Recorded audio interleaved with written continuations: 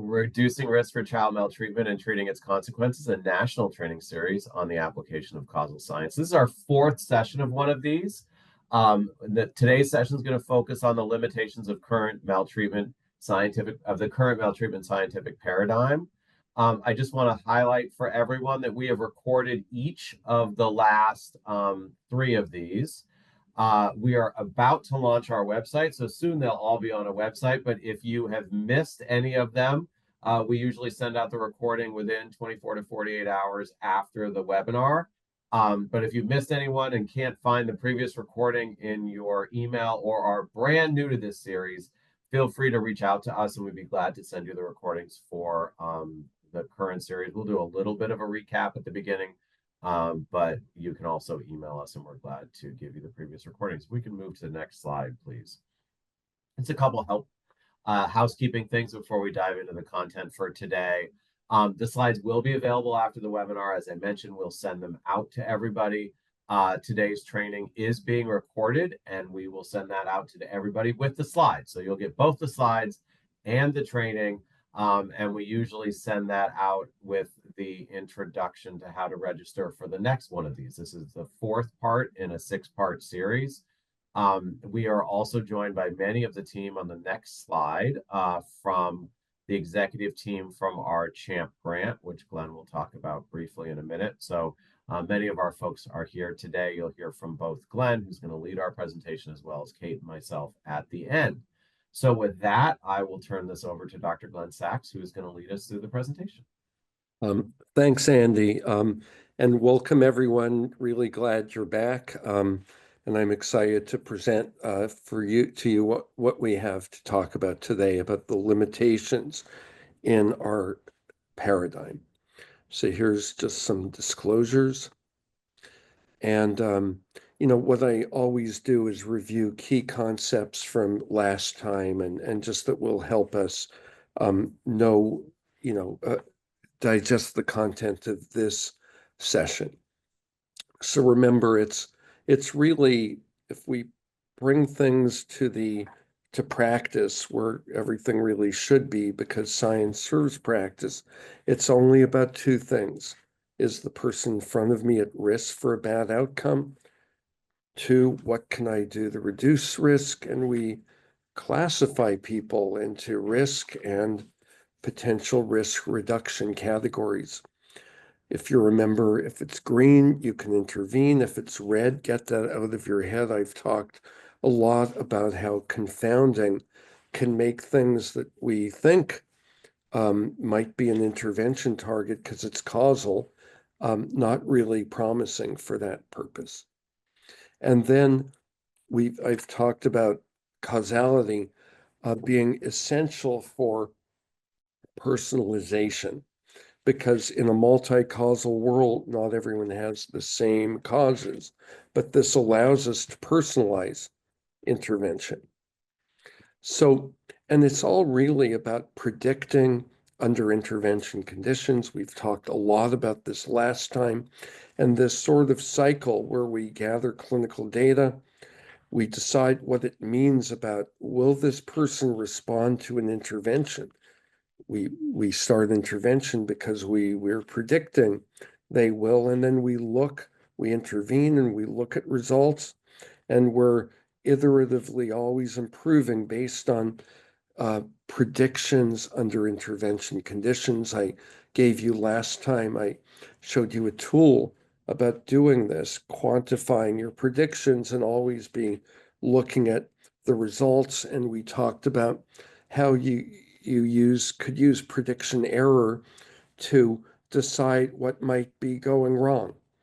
And so we covered last time all about, practice, using predictive and causal knowledge for practice, which has led us to what today is about, is practitioners have needs for knowledge to help them with this, and we look to our science for that.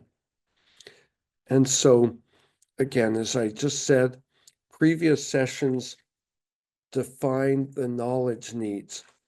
What do practitioners need to know to work with people improving outcomes? So now we're going to review the quality of knowledge that is made available to practitioners from science and the barriers in the way. And I'm going to discuss problems and improvements in 3 areas: causal discovery, diagnostic classification, and intervention targeting. And a lot of what I'm talking about today comes from something Konstantin C.C. Len Bickman and I wrote a couple years ago. We call it our manifesto. And we've sent this around before, but I recommend that you take a look at it. And a lot of what I'm covering was also covered in our manifesto. So let's just start with the basics. The first thing, what's the point of our science? So here's a question, and this is for, we have a mixed group. We have clinicians, other practitioners, we have administrators, we have scientists. And so the thing I love about the group we have together is it's really important to figure out how we could best move forward, to have the different groups around the table so we could struggle together with it. So here is perhaps a provocative question. If you're a clinician or another type of practitioner, can you identify a finding from a scientific article in the last 5 years that you've read that has influenced your practice? And this should be, the literature is extensive on risk factors, protective factors, etiological. We read about it all the time. Often these articles are, in their discussion, they talk about the treatment implications of the findings, that sort of thing. So I want to just get a reading from the group here. You could put it in chat or you could raise your hands about a finding that you found that influenced what you did in practice. And then if you used it, did you find benefit? So anyone just shout it out or raise your hand or put them in chat.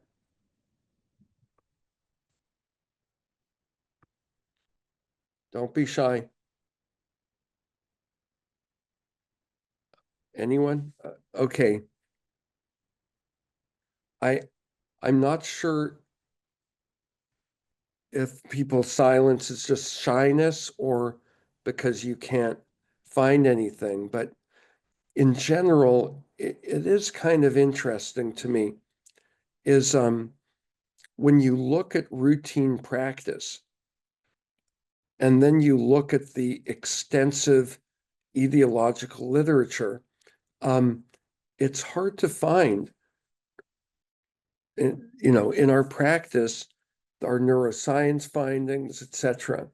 So Chris, clinical psychological assessment. So Chris, could you say a little more about that? I know you're not shy for sure. So say. I just wrote a book chapter on assessing trauma and bereavement in kids and adolescents. And I was influencing clinical psychological assessment as a nice complement to evidence-based assessment. It's really much more focused on the broader psychological context, I should say the broader ecological context, and painting a psychological portrait of people. It's not just simply focused on very carefully and very efficiently narrowing down to a particular diagnostic decision. It really is in populating the broader ecology and identifying sort of contextual factors, vulnerability factors, protective factors, promotive factors, causal risk factors, et cetera, that really help us to figure out how clinical phenomena originate, how they persist over time, how they may spontaneously recover over time, and identify particular foci for intervention. Okay. No, thanks for saying that, and that's important. And so did you use like the etiological literature to identify those sort of contexts where assessment might guide you? I would say yes. In the same edited book that just came out, um, uh, Julian Ford has a nice theory out there on trauma. It actually is a number of different types of theories, but he identifies sort of key etiologic agents in the original etiology of PTSD. This is obviously an area in which I think that the field should be growing. So we could be using things like, for example, diagnostic likelihood ratios, given certain sorts of exposure parameters, to estimate the likelihood of developing disorder, for example, and identifying key mediated and moderated pathways, especially those that are therapeutically modifiable, that help us to be able to identify exactly where it may have originated, why it's persisting over time, and where we can actually intervene. Yeah, no, thanks for saying that. So this exercise, I'm glad you said that, is not to say that there's nothing out there. For sure, I'm not saying that at all. But it's also, if you look at the tens of thousands of articles on different risk factors, genes, brains, molecules, areas of context, all of that, and you look at how it has informed practice, I think that there's something we discern, but could take from it, but it's something that there's limitations, there's barriers. And let's see what's next here.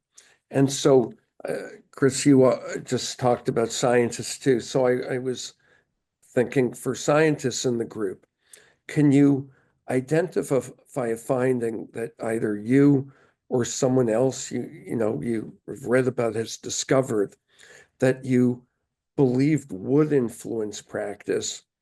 So what was the finding? Why did you believe it influenced practice? Did it? So you could read this, but for anyone in the group, a discovery you've made or have read about that you thought might get into the field and inform routine practice. This is a question for me, right? Not, I didn't make the slide for you, but Okay. but you could absolutely answer. I think I'm just struck by a paper that I wrote with Joseph Spinazzola and others that talk about psychological maltreatment as having sort of the same rough etiologic potency, for example, as various types of physical abuse, sexual abuse, etc., which has been very widely cited, surprisingly, to a very wide extent, etc. So I think it would be helpful for us to be able to have a place or a methodology by which we can sort of identify sort of the etiologic potency of different types of causal risk factors and start to stratify people on that basis. Because frankly, we oftentimes lack a common denominator across many disparate types of trauma and bereavement, for example, where we have a difficult time being able to sort of figure out the relative risk, given sometimes radically different exposure profiles. Yeah, and actually next session we're diving into ways of knowing that through data science methods, that sort of thing. But here it isn't just like the finding that has had a lot of citations. It's the finding that has made its way into how we help people and that sort of thing. And then finally here, because the stakes are really high, right? This isn't just an academic exercise. This is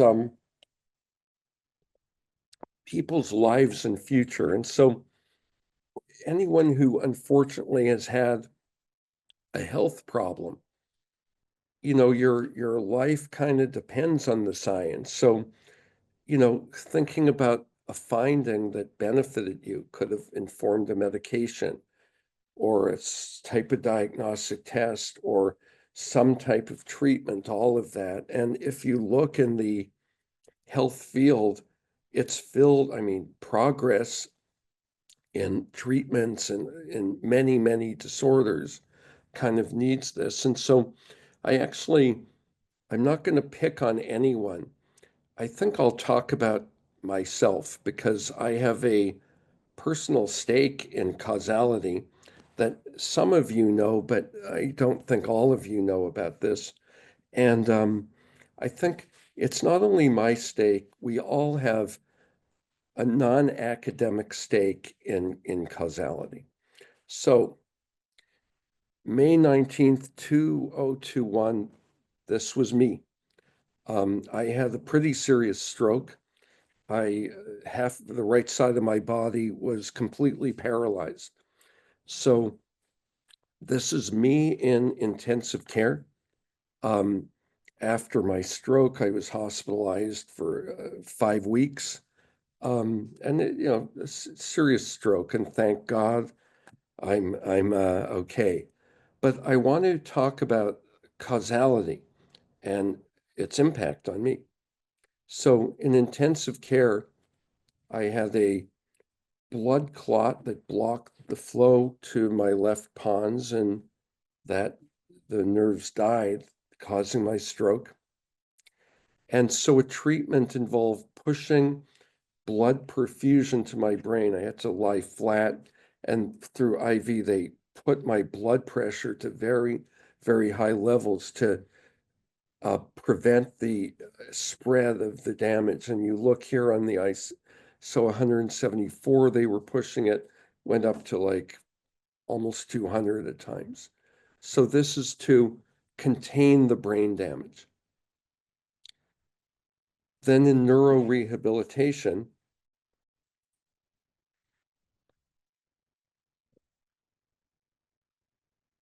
so right side of my body was paralyzed because the nerves, corticospinal nerves, leaving the brain to go to the spinal cord at the pons, a small stroke, but they died from that infarct, and that meant the nerves couldn't move my body. So neurorehab involved recruiting nerves that had never had anything to do with movement, neuroplasticity, to bridge the motor cortex and my spinal cord. And so, we talk about outcomes. So I have some just anecdotal evidence about 6 months after, I lost half my body. So here it is. It's not that scientific, but it's pretty meaningful to me how causality helped create this. So again, this is part of the personal stake in causality, which we all have, and we have to do better for our kids and families and all of that. So science serves practice, and science improves by learning how to be a better servant. So we have knowledge from scientists, picked up an administrator, policymaker makes certain things available to practice. We practice, we gain knowledge. And so it's always, always, always about learning. And again, this is not academic. This is about people's lives. So let's talk about how it's going.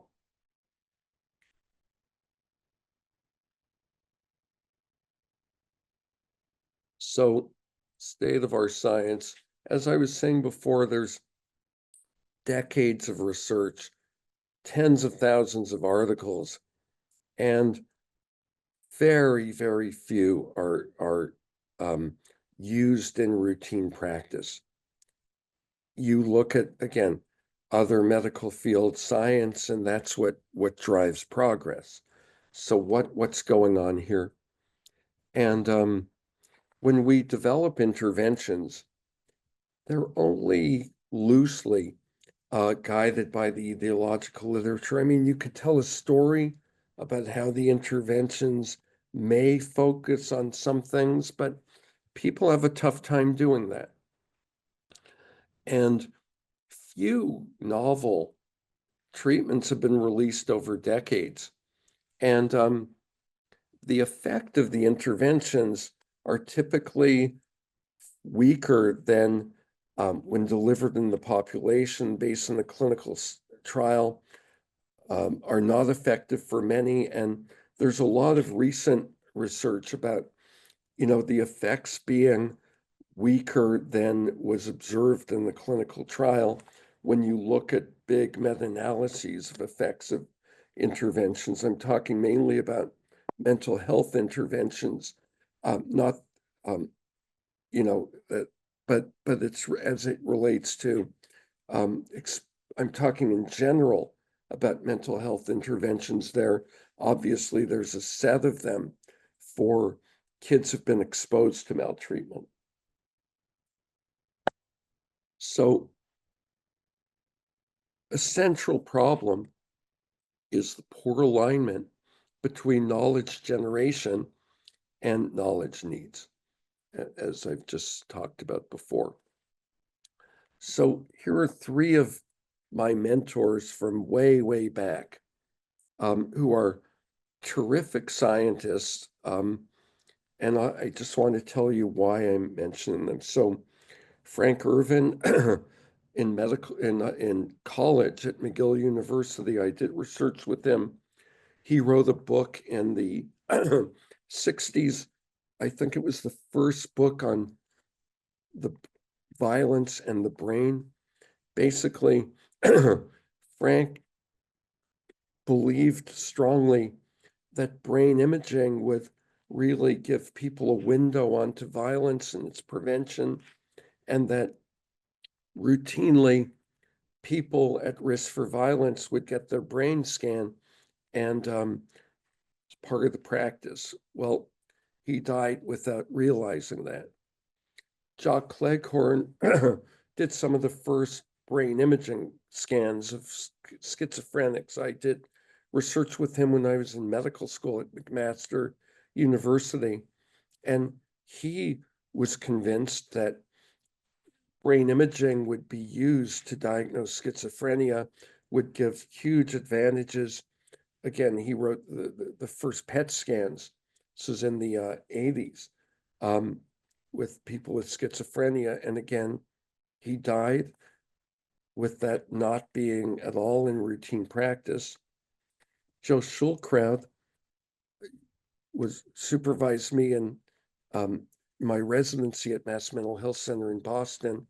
In the 60s, he wrote the catecholamine hypothesis for depression, which did influence the tricyclic antidepressants, the MAOIs, but he was convinced that, and did lots of studies about doing biomarkers, getting blood tests that would be routinely used in the clinic for depression. Again, he died without that being realized. All of them thought we're on the threshold of these amazing discoveries, but we keep hearing about it. These are great mentors, great scientists, but something's getting in the way. And, this paper 10 years ago, but I don't think it's much different now, by Pine and Lebenloft. Drastic times call for drastic measures in psychiatry. Progress in novel therapeutics is stalled despite substantial progress in neuroscience. Even highly optimistic observers acknowledge progress. Novel therapeutics is disappointingly slow, if not completely stalled. Almost all currently accepted treatments were discovered decades ago.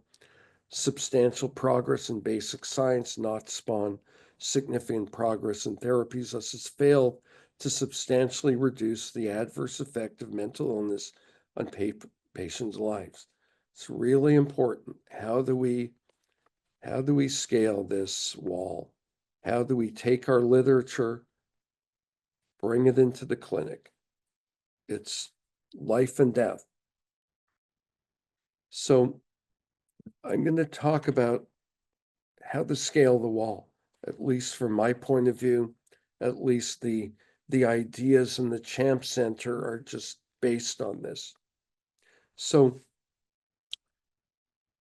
there's really only two conditions, and we have to get our head around these two conditions. One, scientific findings must be causal to reveal how to improve maltreatment outcomes.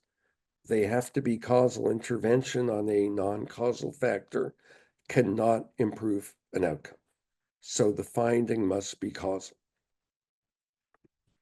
2, diagnostic classification must be causal for a scientific finding to lead to the improvement of maltreatment outcomes for a particular child. Why is this? Well, we have someone in front of us. We collect a lot of information. So when all is said and done, in our mind, we put them in a category we have for risk and a category, a subcategory for probable response to intervention. We don't do it formally, really, but that's what we're doing. That's what classification is. In every area of medicine, that's how it works. And that's diagnostic criteria is based on classifying. So we have a diagnostic manual, DSM-5, which is non-causal, which means that our classification is not based on what will improve outcomes, which I'll be talking about. So it's all like, for science to help us, it has to help us categorize people in risk and probable response to intervention to reduce risk. Without this, again, I don't believe we could scale the wall. And I've showed you this before. It's a great meta-analysis by Stith and colleagues about the greatest risk factors for exposure to physical abuse. So you look at this, and because our world, as we've talked many times before, is observational, these are largely based on statistical associations and the meta-analysis of many articles. But a big take-home message from this whole seminar series is this could be deeply misleading about what you can intervene on to reduce risk. So, if there's 29 factors, which one? I've picked 5 of them. You could take this, say, okay, if I intervene on parental alcohol abuse, it will reduce the risk of physical abuse exposure. But again, it all depends how things relate to each other because of the common cause, which is confounding by definition. So if it looks like this, then here you get, these are confounded, and only these variables could lead to change. Or if the process that generated the data, if this was most consistent with it, what about if these very reasonable confounding factors happen, you get this. So we've talked about this at length. We're going to get into how to do it differently methodologically in our next session when we talk about causal data science.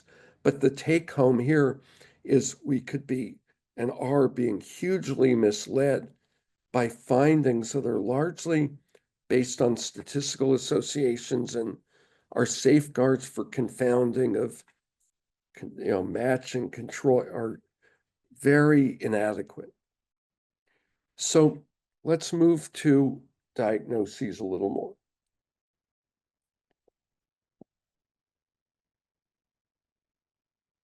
So this is all about bringing science into the world of people.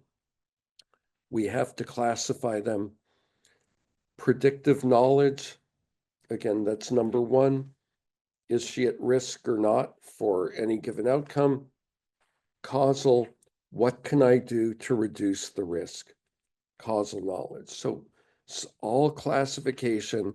And without this, we can't really bring it into the world of people. I mean, we could do it outside of our manual, of course, but then what is the manual good for? So it looks like this. We take our clinical data, We filter it through our manual, which has our criteria.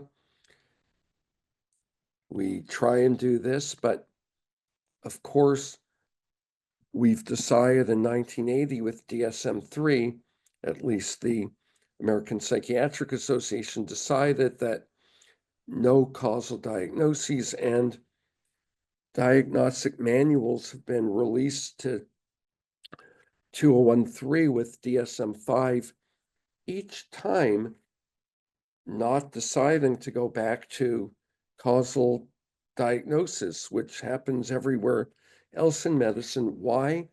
Because it was felt we still, every revision, our literature still wasn't confident enough about causes. So that's actually pretty astonishing that we're publishing tens of thousands of articles pertaining to etiology since 1980, and we still don't feel confident enough to classify patients by that. That's I want you to think deeply about what that means. So here's the way diagnoses works in medicine. Symptoms, signs, test results are the clinically observable effects of causes. So we have access to them clinically, but these are also causal of prognostic outcomes. Think of my stroke, think of many, many disorders you might think of. It all, diagnosis works like this. And because symptoms, signs, test results, they either are causal themselves, at least symptoms and signs could be behaviorally, they could mediate the effect of antecedent causes on an outcome, or much more commonly, their association with the outcome is confounded by a cause. Here's an example. So insulin-dependent diabetes, so you have high glucose, you have high urinary glucose, polyuria, you pee a lot, you drink a lot, hemoglobin A1C, fatigue. These are symptoms, signs, test results for all kinds of bad outcomes from diabetes caused by pancreatic islet cell death again. And so this tells you what you can intervene on, not. Insulin has revolutionized diabetes. And again, it's green you can intervene, red you can't, right? And then, let's go to my stroke. Here's a causal model. Dysarthria. I went through a period of time where I had trouble speaking, not because of the motor cortex, but because of the muscles of speech. I had complete paralysis of right arm, right leg, and you could see spinal nerve death, blockage of blood supply, blood clot, and then inflammation, body weight, cholesterol. You could put diabetes. I don't have diabetes, but it's another risk here. But right now, my rehab has helped with, the paralysis.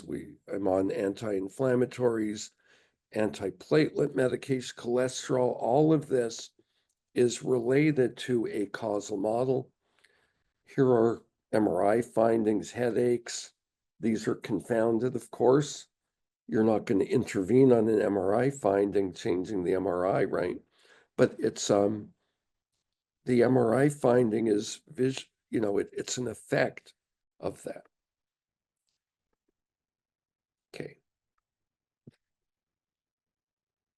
Okay, so, and I know not all of us are in the mental health field, but around the consequences of child maltreatment, mental disorders we think about commonly. And, I think when we have a diagnostic manual, in other words, when we think of our disorders non-causally because of that, it kind of clouds our thinking about how things work. And in fact, I think we often conflate different things that are separate when we think of mental disorders because of this. So problem with current, it's non-causal, but conflation of three different things. Diagnosis as an outcome. What's your goal for treatment? She'll no longer meet criteria for major depression. So it's an outcome there. Diagnosis as cause. Why is she so sad and hopeless? She has major depression. Diagnosis as means of classification, which is how diagnoses developed in medicine for reasons we've talked about. Why do you say she has major depression? Well, because I could classify her to a category that has prognostic significance, especially for intervention. Medical diagnosis classifies people into categories of prognostic significance, especially prognosis under conditions of intervention.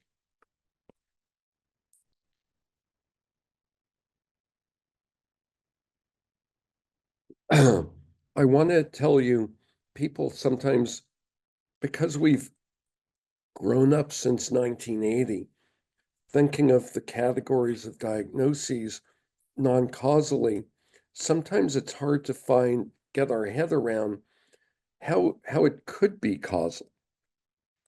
And so I want to these findings are made up, but hypothetically, just to show you how it works or could work and all fits together. So assume for this discussion that a large proportion of people who have a depressed mood that has some level of dysfunction get it through 5 causes of reasonably large effect. They're the activity of a brain circuit, let's call it A, the activity of another brain circuit, B, a history of child neglect, recent interpersonal loss, and a variant of a gene C. Okay, so research has shown these 5 things. What do we do? Well, a lot depends on how things get distributed in the population, but this brings us closer to knowing that. So assume that 60% of those with depressed mood with some dysfunction have the variant on gene C, and if they have that variant, then they get their depression from brain circuit A. Assume that 40% of those with the dysfunctional depressed mood that's not caused by gene C get their depressed mood through a history of child neglect and interpersonal loss. And then assume that depressed mood, well, doesn't always lead to dysfunction. But if your depressed mood doesn't lead to dysfunction, you get it from brain circuit D or E. Just assume these things. So now let's think about causally what this looks like.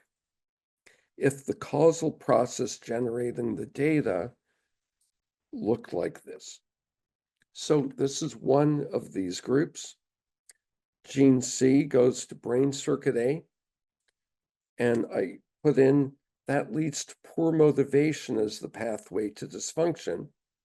Brain circuit A also causes depressed mood, but brain circuit A confounds depressed moods association with dysfunction. And also from this brain circuit, there are symptoms of insomnia and poor appetite that they're not related to dysfunction. Then the next group of people, the 40%, there's brain circuit B from a recent loss in child neglect, and this leads to pathways of hopelessness, self-destructive behavior, leading to dysfunction. You could see that.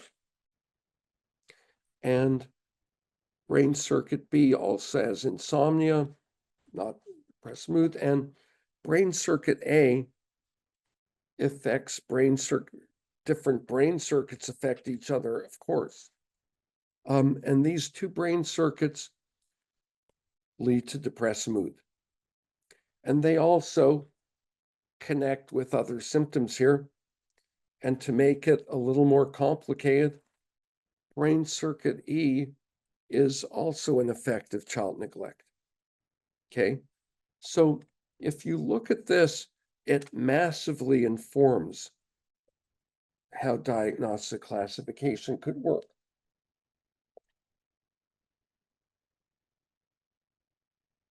Let's make up a disorder of depressed mood. Subtype A is 60%. In green, it's what you can intervene on from this. In red, it's non-causal. So you could see brain circuit A, poor motivation, poor appetite, depressed mood. Brain circuit, subtype B, 40%, self-destructive behavior, hopelessness, recent loss, child neglect. But insomnia and depression, I mean, these are helpful for diagnoses, but you can't intervene on them. These predict dysfunction, but don't cause dysfunction. Anything in red predicts, but doesn't cause. And then let's call them imposter syndromes, different categories where, you can't intervene. Let's call it imposter syndrome X, 70% of the imposters. Brain circuit D, insomnia, poor appetite, depressed mood. Can't lead to a change, an improvement in dysfunction. 30% imposter Y, brain circuit E, history of child neglect, poor appetite, depressed mood. So through this pathway, nothing gets to dysfunction. And then if you looked at, okay, let's say we want to see of people who say they have depressed mood, as we've assessed, where do they lie? So it goes here. Well, if we're going to intervene, we're going to need to know which category someone is in, and then we would figure out how to intervene. So that is how this can work as it works in areas of medicine and health, which has had a lot of impact. The peril of etiological heterogeneity, which is really the implication of all of this. So you take this figure. Now let's say we were using DSM-5, we had 100 individuals, patients, and I didn't use all the criteria, but I used a few of the symptoms just for illustration. But let's say you assessed all of this, then you would, how would you intervene? You'd probably look for some quote unquote evidence-based treatment protocol, and you give that to everyone. So you see the problem, the very big problem. Basically, any of these would help if they just so happened to affect one or more of the causes. If they did, then we would have something that could work. But you see, many would be left unhelped by this. So, but you could then think about, and I'm making this up, a targeted intervention approach for that group A. Focus on self-destructive emotional states precipitated by hopeless cognitions after a recent interpersonal loss. Connect the hopelessness, self-destructive states to earlier experiences of child neglect.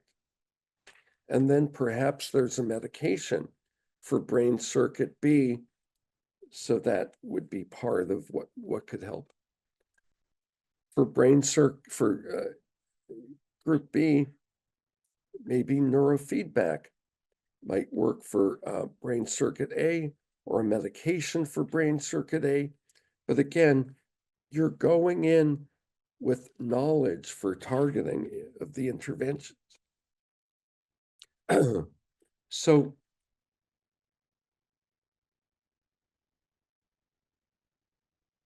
back to what I said before, the two conditions for scaling that wall, again, one is the findings have to be causal, and two, to bring the finding into the clinic, we have to be able to use the finding to classify someone so we can estimate their probable response to intervention. Otherwise, we're going blind. And just this, I think this is what it's all about. It's actually pretty simple. And this is how fields of medicine lead to improved outcomes. When individuals are diagnostically classified cause, their clinical data can be used to estimate their likely response to intervention targeting a cause. When that intervention is given to these individuals, their prognosis likely improves. And this is bedrock for what might be called the medical causal paradigm. So one thing to think about the paradigm in medicine that has been sculpted over generations for its effect is ultimately it's a learning system. We learn about the problems we're called to help for in an iterative way if causality, diagnosis, and intervention align with each other. But if they don't, we can't really learn. So I believe it looks like this and works like this. Causal discovery, we'll use causal discovery to inform diagnostic criteria so you could classify people. And then when you have a causal diagnostic criteria, you're going to be able to refine patient groups to do more refined causal discovery. And it works like that. Diagnostic classification, use causal diagnostic classification to define your group, say for a clinical trial of an intervention that targets a cause. And then use evidence of diagnostic groups' response to the intervention to improve the criteria. Let's say you had a classification and only 30% of people responded to an intervention that you targeted. Well, that's going to refine, you're going to then need to adjust your diagnostic criteria to capture more diagnostically homogeneous groups. So then you would be much more accurate from someone's diagnosis to know how to treat them. We should think about, like, for a mental disorder diagnosis, what is the empirical evidence that ought to be used to improve diagnostic criteria? What is the evidence? How does it improve without something like this? Intervention targeting. So do a clinical trial where I've targeted an intervention that I got from knowledge, from causal discovery. So use evidence of the group's response to improve causal discovery when we thought we estimated the effect would be this, and the effect was far less. So, or there was lots of iatrogenic side effects, that sort of thing. So let's use that to refine causal discovery, and then with that refined knowledge, bring it back to how we design or select interventions. This isn't rocket science, actually. This is how it works. And, unless a field aligns this, we can't learn from empirical evidence.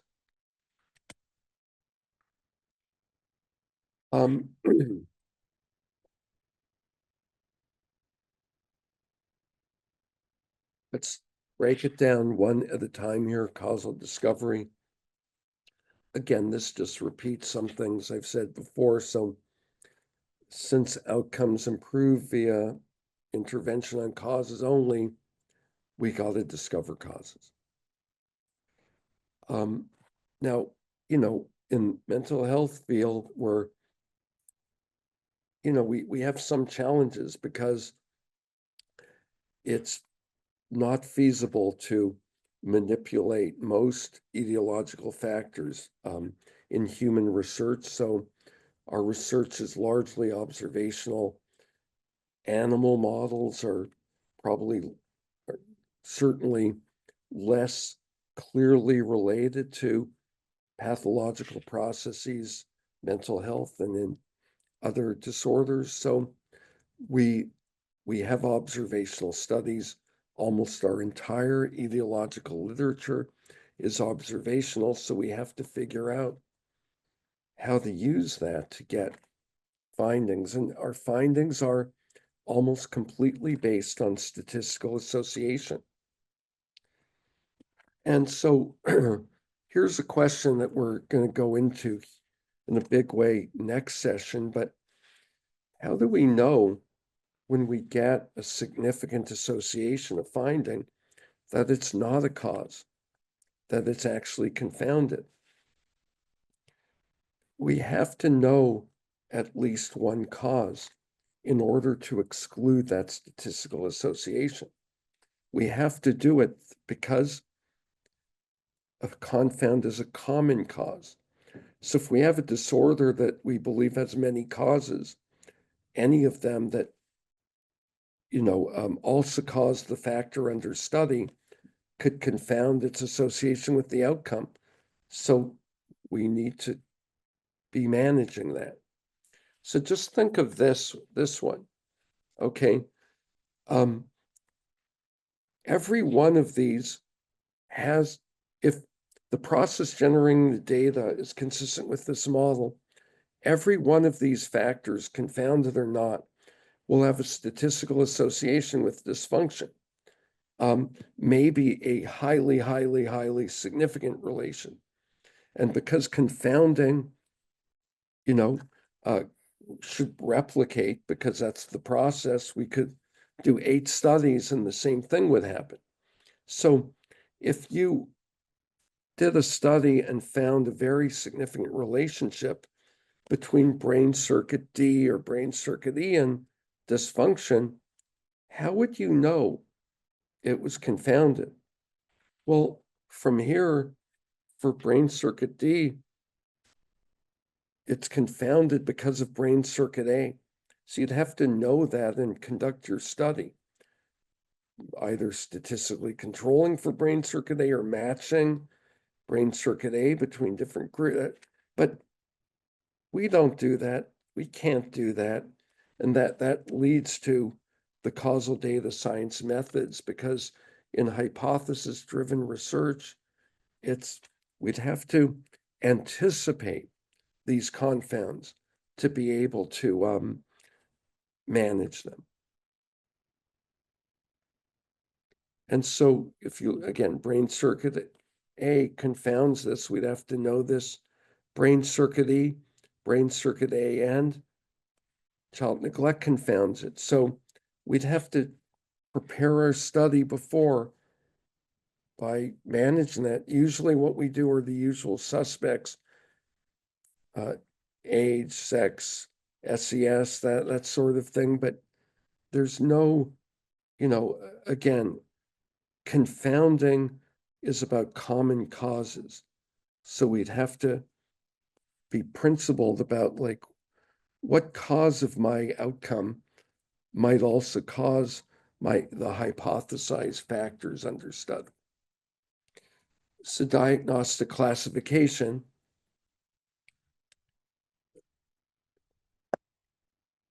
again, has to be based on causal criteria. For me to know this person in front of me might respond. And then there's great etiological heterogeneities from non-causal diagnosis. And if we say, like, let's say I asked you to give a wild guess on how many different causes produce depression. Well, then if we're intervening or we're categorizing a whole group of people with depression, then you've just defined that the etiological mixture of that group.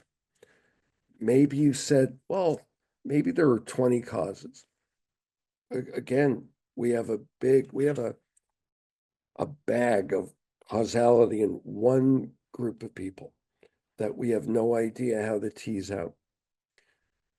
And again, like the improvements of criteria should be based on, if I intervene, is there a consistent response of that group to an intervention? If it's etiological mix, that's impossible, right?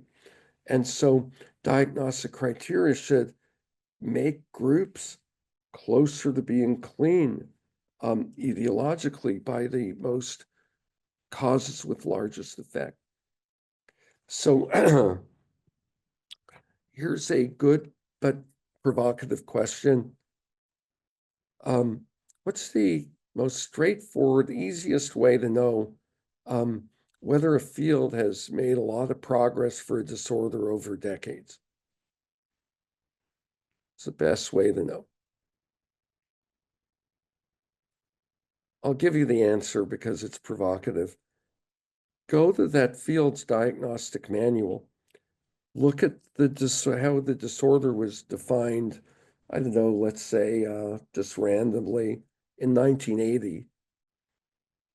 And then take out the manual now and look at the criteria for disorders with a lot of progress, certain cancers, heart disease, we could name any of them. Well, you'll notice that the diagnostic criteria is radically different. Why? Because the field has continued to integrate its best causal findings in its diagnostic criteria. That's how progress works. Now let's pick a mental disorder, say depression. Let's go back. DSM-3, 1980 was when we went non-causal. Look at major depression then and now. It's largely the same. Look at many, many other disorders. Where is our etiological literature in there? Nowhere. So I think that says a lot. Intervention targeting. To improve outcomes, we have to pick an intervention or develop one to target causes. And when we think about maltreatment outcomes, they're at best informally designed to target causes. And findings from the etiological literature, again, if you look at the extensive literature, seldom used. And if you think about it, available interventions are delivered relatively uniformly. They're non-personalized to members, to huge groups of people within a given diagnostic group, which if we've already defined whatever diagnostic group that is as hugely multi-causal, then we shouldn't be surprised about the results.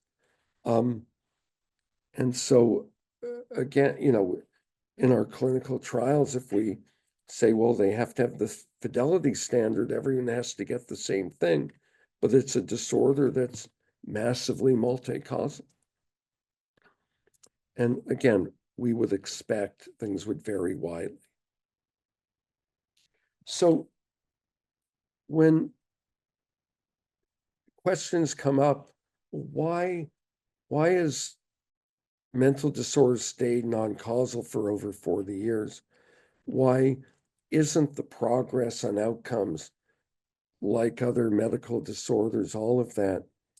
Often what we'll say is that, well, mental disorders are so massively multi-causal. The etiology is so complex with other disorders. But, that's a real problem because, as I've said before, it's impossible to test a factor's causal status without knowledge on at least one cause. Confounding is a common cause. If a disorder has many causes, those are all available for confounding. So again, that's a real problem. The problem with causality in the field is not just we haven't discovered causes and used it for diagnosis or intervention. It's because we haven't used causal discoveries to exclude causes from our etiology. It's rare to read an article saying something we thought was causal was actually not causal. You know, it's almost never you'll read about that because of this. So we don't know how complex it's, you know, and even if there were, say, 20 causes, whatever, they won't all vary in terms of, they won't all have the same tiny causal effect. It's not like it's divided by 20.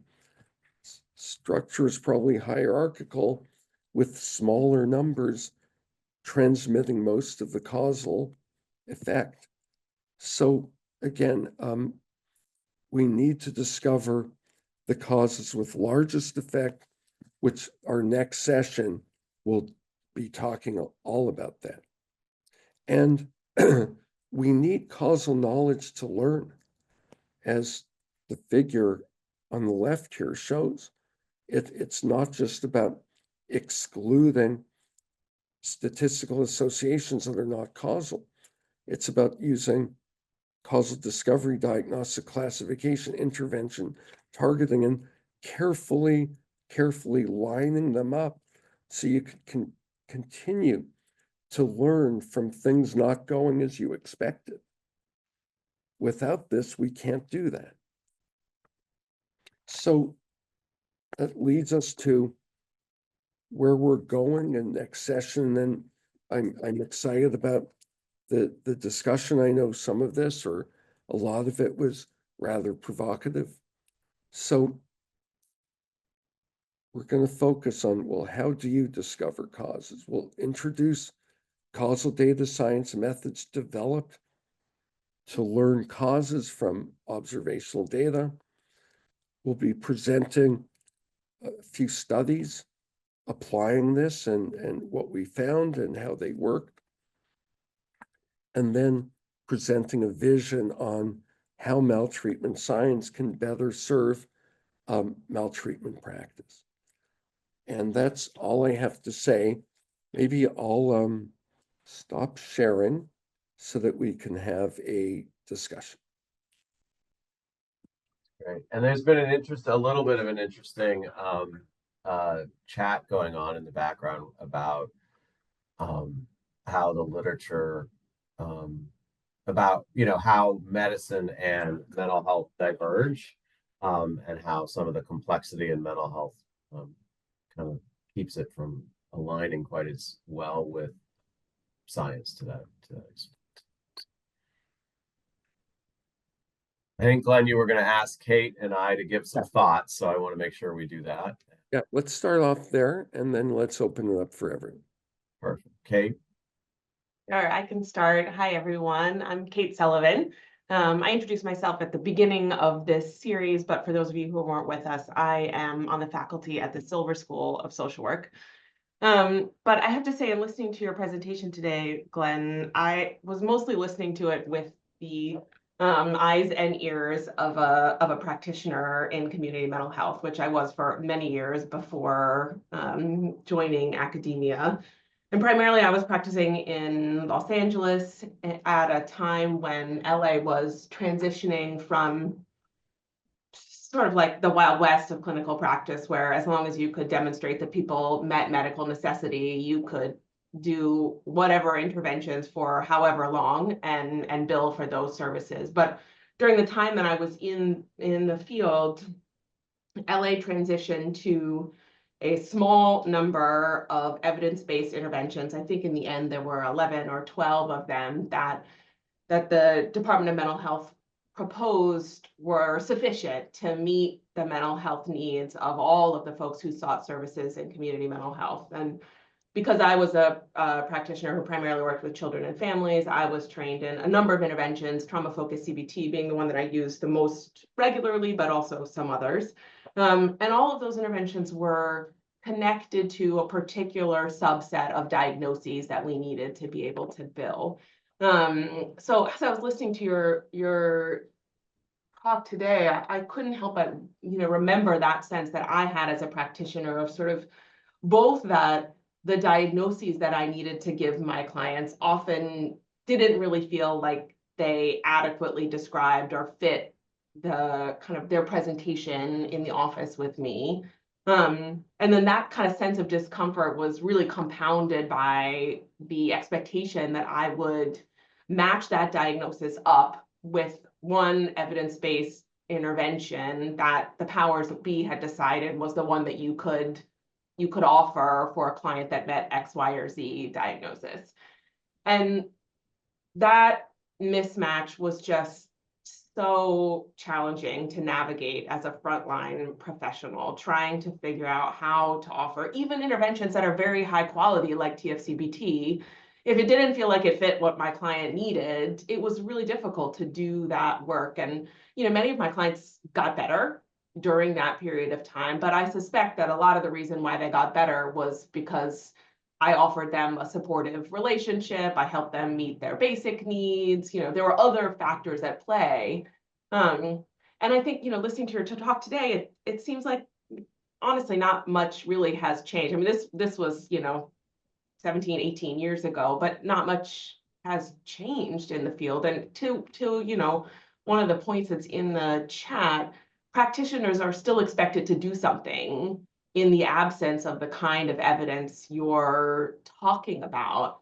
And all of the work that you're describing, it takes an enormous amount of time and money. And I just wonder what your thoughts are, or certainly other people on the call as well, to weigh in about sort of what we do now, or how do we support the folks that are on the front lines delivering these kinds of interventions in the absence of the kind of knowledge that you're talking about, or as that knowledge is slowly being generated. Yeah. And, Kate, it's a real problem for sure, because, our science hasn't really given us these tools. Again, it's like, as you've just said, our paradigm seems to be make a diagnosis, which is obviously hugely mixed causally, provide a relatively uniform intervention to everyone. And that's really it. And so, the reason we put the first few talks in the series for mainly practitioners is to try and describe how even though we're waiting for science to get more with the program, which I believe, it's like if we focus on, building our clinical expertise, there's things like you developed ways through your supervision, through your train to know how to help. And, it's always about predicting under intervention conditions, whatever you do. When you say something, when you do something, when you approach a problem in a certain way, you do it because you expect things are going to get better.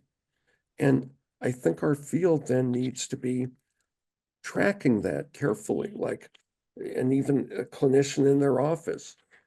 I said that my person should do this. What am I expecting will happen next time I see them? If that doesn't happen, how do I understand that?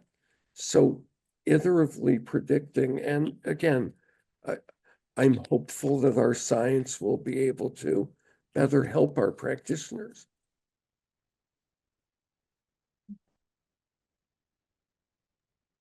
So I think I would, and again, I've introduced myself at the beginning of a number of these presentations, but my day job is we do technical assistance around New York State to help providers improve their clinical practice. So I have a little bit of where Kate's coming from, but to put a slightly different take on it, to really talk about the frontline practitioner, because I think, you know, we really are, this whole presentation series really does talk about that practice science divide. And I think similar to Kate's former job and the former jobs I had in community mental health, the other piece I'd throw into this is also just the burden that primarily community mental health providers are under when working with families, right? Multi-stress families, a variety of different factors going on. The diagnostic picture is one thing, basic needs is another thing. And how we as practitioners or scientists can really address all of those multiple needs with a limited set of tools. And I was thinking, and I was really glad today that you added in kind of the medical diagnosis, one from your own personal perspective, but also from others. And I don't know why this example came to me, but I was thinking about somebody walking into a doctor's office with a limp, right? And that could be because and that could be for a variety of different causes, right? They have a sprained ankle, they have a broken leg, they have a ruptured tendon, but they all present with a limp. And I think in mental health, we diagnose the limp, but we don't diagnose the thing. And I think one of the things that we run into is, to Kate's point, we give everybody the same intervention, but if that intervention is to splint the broken bone and they have a ruptured Achilles, it doesn't do any good. And and then in some cases, we don't know about splinting bones at all. And so to, I believe it was Sarah's comment below, like, you know, we just make something up because you need to provide something for the person in need. And I'm just wondering, Glenn, like how we start to think that through and start to define those multiple different levels of causes for what we describe as the same diagnostic category. And how we address that. And then ultimately, not to make it way too complex, but how do we apply that to a world where, you know, our clinical staff do not have the time and the mental health headspace to really make those kind of like on the ground, you know, decision-making processes as we go forward. And, you know, thanks for saying that. And it's like, that's what a diagnostic manual is for. So people don't need to think and figure out and all of that. And your example is great with the limp. Like in the hypothetical example I gave you, depressed mood was the limp. You know, depressed mood, all these differences, but depressed mood did not go to the prognostic outcome. And if you tried to just intervene on depressed mood, it would lead you nowhere. And so, but if our field began to discover causes, that's what science needs to do, and then at least we got started, put ourselves positioned to get it better in learning, and started classifying people by not the limps, but by other things, and had intervention for those things. That's how things get better. There's a great burden on practitioners. I work with many, I feel terrible, but the science needs to, we serve the practitioners, not the other way around. Okay, I want to, and I know that, Eric, are you representing your group for saying a few comments?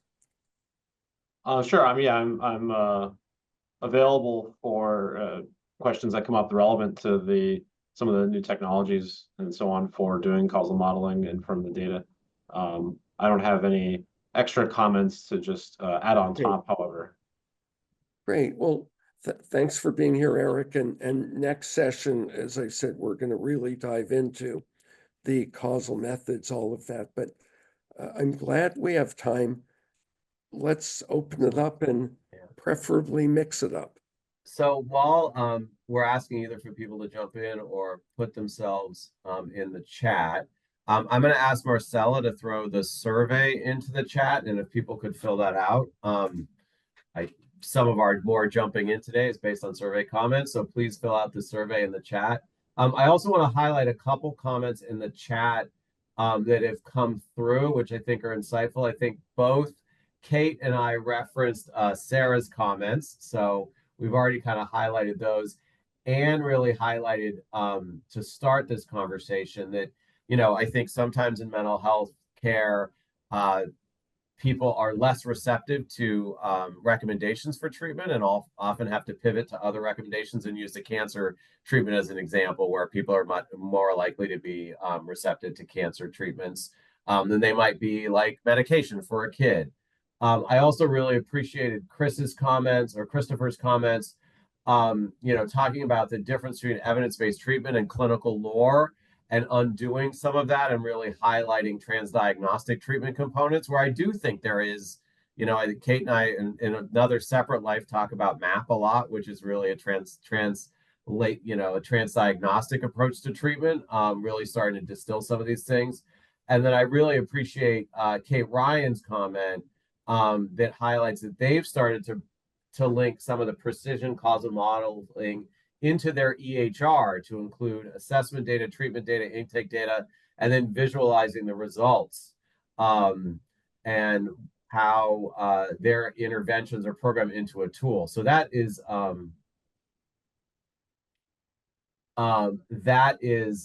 amazing in terms of like how they're starting to build this into the model. Yeah, and I'm dying to learn more from Kate Ryan about what you're doing. Could you Kate, could you just say a little bit about that? That's fantastic. Yeah, so we started several years ago. We modeled our data starting in our residential program. And so we extract it from our electronic medical record. We haven't found anything that's using causal modeling integrated into EMR. So we're exporting it, sending it through some algorithms that they're not black box, like they're totally open. We know what they are. We created them so that we can then both put kids in clusters and identify what their needs are, and then look at the treatment that each kid needs based on that. So we visualize that back into Power BI so that clinicians can hold on to that and really like see it in a way that makes sense to them, because we were sharing the data and they were like, this doesn't make sense. Like, I don't care. We were giving like counterfactuals. We were giving all the things. And so when we were able to kind of color code it and like, you know, what you did green, do this, red, you know, enough or whatever. So we really were doing some color coding and making sure that people had options, because it's my belief that clinicians are hyper oppositional, and I'm a clinician too. So we always want choices. We don't want to be told exactly what to do. And so we give a few choices, and our tool is actually designed for frontline staff all the way up, because we have program evaluation in it too. So then 2 years ago, we expanded it to our outpatient, you know, designed it a little bit differently, but we only learn on our own data. So we extract our own data, learn from it, figure out what the clusters are, and then develop the interventions for each one.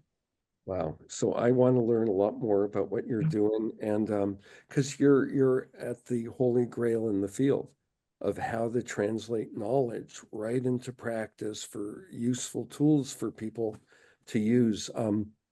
We're focused on the 6th session, not the next one, but the last session, on building tools like that. And I'm hoping that you'll be on that, because we're going to really focus on that, some of the challenges, but how that's what it's all about, or has to be all about. Yeah. My next dream is figuring out how to make it bigger and changing it to predict homelessness, but that's a different world. Yeah. But yeah. That's great. I put a link just to talk about, there's another organization that's doing the same thing. So our data scientist wrote about both. So just putting that out there if people are interested. That's perfect. great. Thanks so much. Yep. So other comments, questions, arguments? Yeah, I also noticed Anne's comment that I'm going to interpret Anne's comment that disagree with my approach for the limp, that I was way oversimplifying it, which I completely agree. That we're not just treating the limp, you're treating the whole person and what's going on with clients, and how that interacts with everything we're Other comments or feedback before we wrap up? I appreciate the chat and how people were kind of moving the dialogue forward while we were talking through the chat. It was really helpful. But as anybody else is throwing anything in, please fill out the survey as well. And Christopher, it looks like you were going to jump in. I just want to make a very quick point right here. I've been doing work in the both the trauma and the grief work field for a very long time. And just a few years ago, I was invited by the APA to contribute to diagnostic criteria for children and adolescents related to prolonged grief disorder. And so I had an insider perspective on that. First time I've ever contributed to the DSM, in this case, DSM-5-TR. I was really amazed, to be honest. I'd been working on developing and validating tests for years, et cetera. I was really amazed about how many different types of reliability and validity evidence they were asking for, like 15 different types of evidence they're asking us to report on, including, for example, whether it was meaningfully distinct from other related disorders and whether it could be effectively treated. But I also say that the types of questions that were posed to me did not fully overlap, I think, with what we're discussing right here. And I really think that what we're doing here can enrich that methodology. The science of, developing taxonomies, in many cases, I think is not fully predicated on causal reasoning and causal knowledge. And I've got an idea. Glenn, maybe we can talk about this. I'm going to call it the Rosetta Stone project, but we've got the people, the developers of the taxonomy, we've got test developers, and we have frontline clinicians. And in many cases, we actually have too much siloing, where advances in one areas are not actually feeding back to the other areas, sort of in a manner that is consistent with the model you were talking about, the triangular model. So anyway, I've got some insights into that. I'd be happy to talk with you further about. Thanks for saying that. I'd like to know more and finish the discussion. And, again, what you said is, if we don't connect the practitioners and the scientists based on utility, we're lost, really. So I'd love to talk more about that. That's important. I see Len Bickman, who is uncharacteristically quiet here, but differentiating prevention and treatment. I think it's the same thing. I mean, if we want to prevent an outcome, then then it's finding a cause that reduces its risk. If we have someone that has a problem, well, in the future, it's going to get worse, or there's going to be all kinds of prognostic risks. So we have to intervene on causes to reduce whatever risks we see. Does that help? Yeah, because most of the examples you gave were prevention. I mean, of the application, but most of the interventions we have are treatments. Well, yeah. And I think it's important to differentiate and understand that if they already have the condition, we're dealing with the treatment to reduce. If they don't have it, but predicting they will get it, we need a different type of intervention then, typically. I think of treatment as tertiary prevention too. So you have someone with depression or PTSD, they have the condition, but you're anticipating certain prognostic effects without intervention. So then you have to intervene on causes to reduce whatever prognostic effects it might be. So, if you looked at someone with diabetes, they have diabetes, but prognosis about like a diabetic retinopathy or heart disease or that sort of thing. I'm not seeing any other additional stuff in the chat. So I think with that, this is Chris following up with his clinical reasoning tool. So we'll save the chat and send it around. All right. Well, with that, I think we will wrap up. So thank you everybody for joining today. Thank you, Dr. Sachs and Dr. Sullivan for contributing as well. And we will see, if you haven't already, please click on that link and fill out the survey. we'll send out the slides and the recording in the next couple days, also with the link to the next presentation. So please sign up for that one as well. Okay.